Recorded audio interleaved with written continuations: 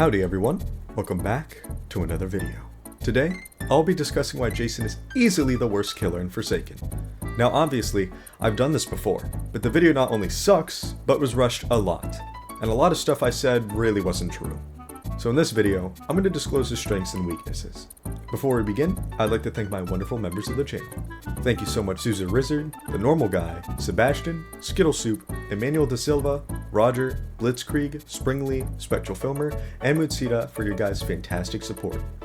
Lastly, I've achieved 30,000 subscribers. It's a huge milestone for me, and it really helps my channel. Thank you guys so much for the amazing support. Now, on with the video. Before I get into why Jason sucks, I want to disprove a few of the comments in the previous video. I'm not going to pull up the comments or anything because I don't want to single anyone out, but you know who you are. In the previous video, I was playing 1x4. The simple answer as to why was because 1, I hate playing Jason, and 2, he was the last killer I needed level 100. For this video, I played multiple games of Jason just to appease you, Mr. Commenter. There was also some speculation that I'm either bad with Jason or I had one bad game with him and had to make a video on it. I've devoted probably the most of my killer playtime to Jason because of how long he takes to level up, and he was actually my first level 100. Most of my playtime with him does come from an era where he was terrible. Jason's grown a lot since then, and is not as insufferable as he used to be, but I still believe he's the worst, and by a mile. Now, allow me to redo my critiques, starting with his basic attack. This was honestly the biggest lie I think I've ever spat in my life. I blame on me rushing to upload weekly, okay? But listen, all things considered, Jason's M1s carry him so incredibly hard. They're actually really good. Let me explain. After making the previous video, one of the members of my Discord server, discord.gg/howdytojoin, sent me a private message showing one of the developers of the game giving us the exact stats for the killer's M1s. Cool Kid is the only killer in the game with an actual different hitbox, and it's smaller than normal.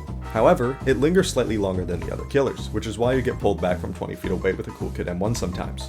Aside from Cool Kid though, we can actually compare Jason to both John and 1x4's M1s because they share the same hitbox. I didn't know this at the time, but now I know that Jason's fast M1s with the same hitboxes as John's claw and 1x4's sword is actually extremely powerful. Out of the current basic attacks in the game, Jason has the most consistent, and a good Jason player won't miss his M1s ever. The Pierce is also pretty good, and prevents survivors like guests sticking on top of supports to protect them, as well as body blocking with traps or buildings. That being said, they still have the longest cooldown in the game, and do the lowest base damage, which is genuinely extremely important. Jasons will often have to smack a survivor 4 to 5 times just to kill them, and the other killers don't struggle with this issue. That being said, the consistency of his M1s make this fact okay, but Jason has a separate problem that makes his low damage an issue. Jason's extremely weak counter looping. Jason is the only killer in the game with absolutely zero answers to a survivor that properly loops. Cool Kid, for example, can use Corrupt Nature to catch up to survivors, while also using the slowness to weaken how much distance they get off of being hit. 1x4 also has solutions, mainly with his entanglement allowing him to instantly close the distance so long as you land it once. Even John can counter loops. Large areas with thin sections can be cut off with his digital footprints, and you can barricade survivors into corners with his wall. This is just part of my corrupt energy.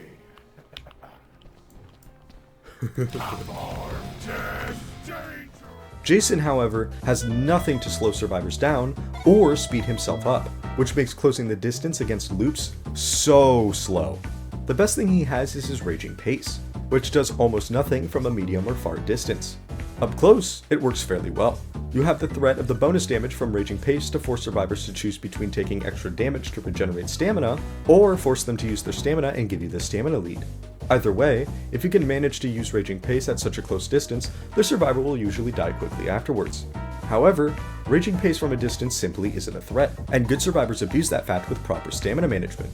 And honestly, that's all that matters. If you're against a Jason, and you have a good amount of distance as they pop Raging Pace, you don't have to fear them catching up, because they actually can't. Just stick to these 2 rules and you'll basically never get out-staminaed by a Jason from afar. First, keep your stamina above 75 while a Jason's in Raging Pace. And second, don't waste your stamina by not using it. If you have 100 stamina and you're not spending it, you're wasting the stamina you could be regenerating. To make it simple, just sprint every time you're near max stamina, and stop sprinting once you get near like 80 stamina. Do this repeatedly until the Raging Pace runs out or they cancel it with a swing, and then just manage your stamina normally. If you did it properly, you should have been able to outrun Raging Pace while also keeping the stamina lead. It really is that simple. That being said, of course it's inevitable for Jason to close the distance against a survivor with his naturally higher speed and stamina regeneration, but this is where the issue of his low damage comes in.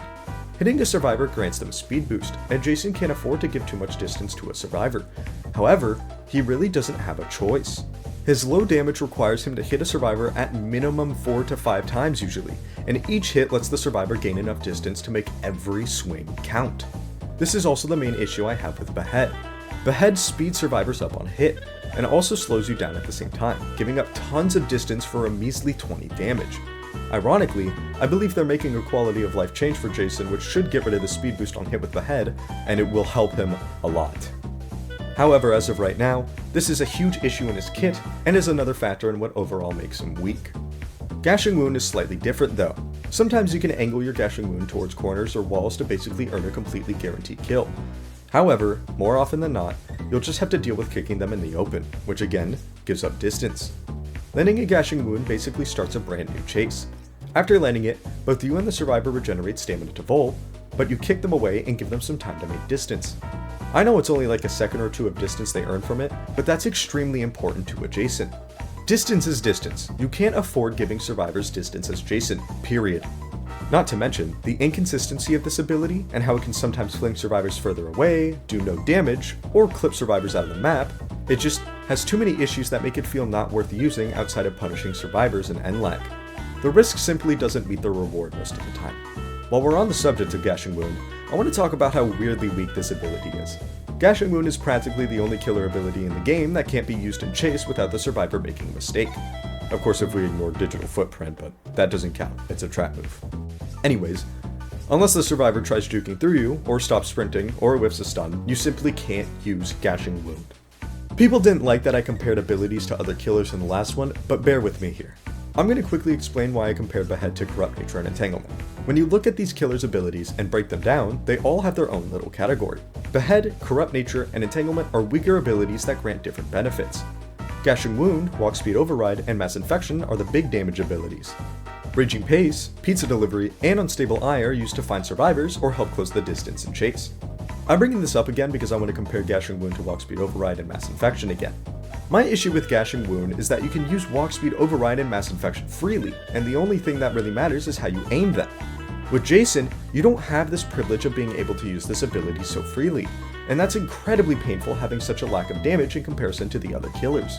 Also, the cooldowns in comparison are halved, and Jason's Gashing Wound doesn't compare to these two abilities at all, both in stats and in reward. Both Mass Infection and Walk Speed Override slow the survivor on hit, and Gashing Wound instead resets the chase and gives the survivors distance, which is really contradicting for a melee-only killer. And well, I believe that covers basically everything about why Jason sucks. I had a lot of help from my friend Retro, who helped me make this video and is also a milestone for Jason. He's incredibly experienced with the killer, and we both agree at the moment the killer is incredibly weak, and is the only killer in the game where you can sometimes lose without doing anything wrong. Before I wrap up this video, some people might ask me, what should they do to fix Jason? I personally think this killer is in a weird state, and you can't really buff him without making him too strong, but you can't keep him where he is without making him too weak. I believe the best thing for Jason would be a rework. I think the primary thing to be worried about would be his Raging Pace. The gimmick of a faster walk, no sprint, and higher damage is so weird. It's hard to implement, and the way it is currently implemented is proof. I've had an old concept as to how I'd rework Raging Pace myself, so I'll throw it up on screen for a bit. As for Behead and Gashing Wound, I think once the Behead change that comes out that'll remove the speed on hit, it should feel a lot easier to use and way more threatening as an ability.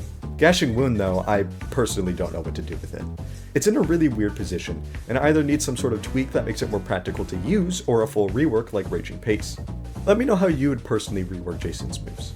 And let me know if you disagreed with anything, or want to give more detail on some issues with Jason. Thank you so much for watching. I'll see you all next time, and bye-bye.